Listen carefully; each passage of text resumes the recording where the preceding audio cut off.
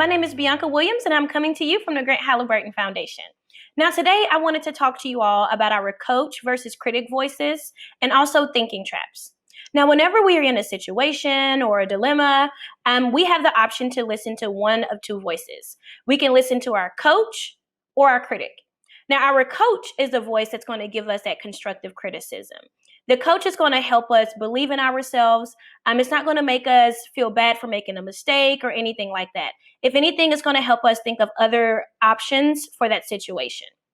Our critic is the voice that's going to tear us down. It makes us feel blame. It makes us feel shame for the mistakes that we made. And then sometimes it really just keeps us in a negative place. So sometimes we do feed our critic without even knowing it. We like to call those being stuck in thinking traps. So I wanted to come to you all today and talk about thinking traps so that way we know what they are. And then we'll also talk about how we can get out of that by using healthy thinking. So one of the first thinking traps I wanted to talk to you all about is catastrophizing. Catastrophizing is literally when we are thinking the worst possible outcome to a situation.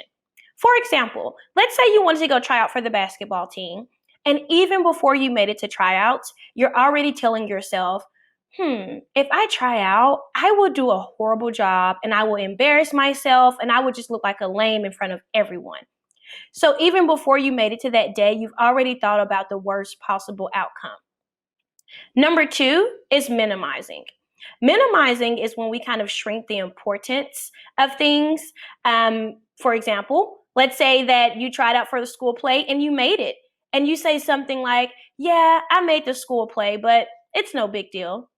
You are minimizing all of your hard work. You're minimizing the prep that it took to go into tryouts and all of those things. Another example of minimizing is comparing a not so good action to an even worse action to try to justify the first thing. So for example, yes, I stole the shirt, but hey, at least I didn't rob the place, right? So trying to compare that to something that's not as bad to try to make that okay.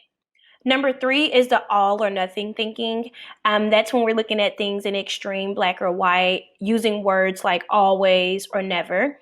For example, I'm not a good math student. I always fail tests. I will never be good at this. Right. Also, when we do the all or nothing thinking, it kind of takes away from the gray areas that are in life. And we kind of limit ourselves because sometimes we have to just say, hey, I'm just not there yet. But whenever we think of it in all or nothing, we don't even give ourselves that chance.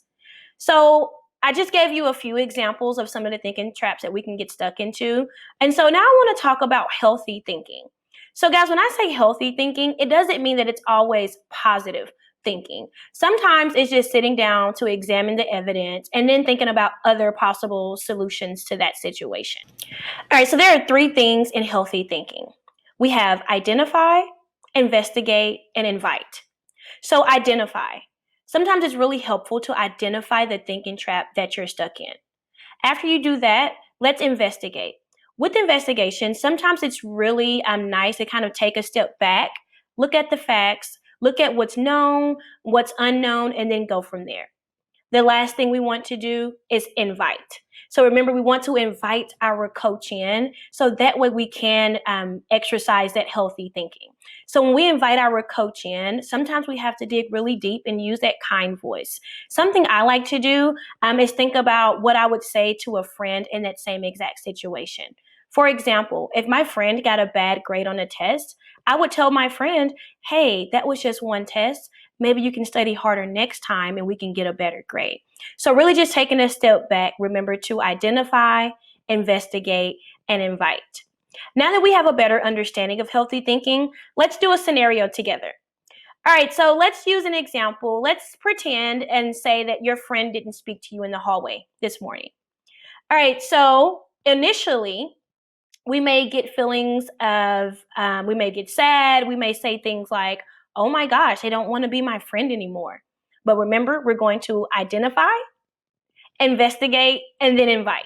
All right, so if we say something like, oh my gosh, they hate me, they didn't speak to me this morning, they must think I'm a horrible friend, which thinking trap is that one? Yes, catastrophizing. Remember, that's thinking of the worst possible outcome of the situation. So we identify the thinking trap, which is catastrophizing. The next thing we want to do is investigate. So taking a step back, looking at the facts, looking at the known, and also trying to figure out the unknown as well. So one thing that we do know is that our friend didn't speak to us in the hallway this morning. All right, so that's a fact. But investigating that, maybe your friend didn't see you. Maybe your friend had some headphones on. Maybe they're having a really long morning. They're thinking about things. So the last thing we want to do is invite our coach in. Remember, and what is your kind voice telling you? Well, your voice could tell you, maybe you should have a conversation with your friend. Ask them if they saw you in the hallway this morning. Talk it out, right? Thinking of other options rather than going straight to, oh, they don't want to be my friend anymore and they hate me. Healthy thinking helps us to get out of those thinking traps and explore other options rather than keeping us in that negative space. I really hope it was something in this video that kind of helped you get unstuck the next time that we are in a thinking trap, or even the next time we are talking to our critic. If you've tried something like this before, I would definitely love to hear about it. If you're going to try it moving forward, I also want to hear about that as well. So please send me videos, share your stories at info@granthalliburton.org. Thank you and have a great day.